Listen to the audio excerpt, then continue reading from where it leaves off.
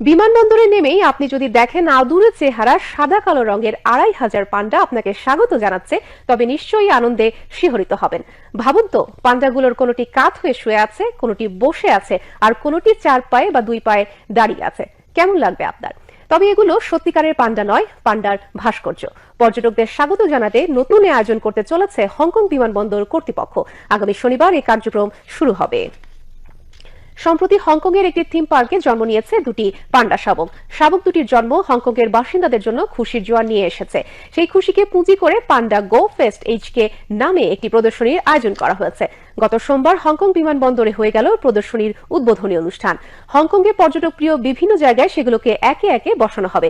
যে থিম পার্কে পান্ডা শাবক দুটির জন্ম হয়েছে সেটির নাম ওশন পার্ক। শাবক দুটির বাবা মা এবং আরো দুটি পান্ডাকে এবছর উপহার হিসেবে হংকং এ পাঠায় বেইজিং। বিমানবন্দরের পান্ডা ভাস্কর্যগুলো চীনের পাঠানো ৬ পান্ডার আদলে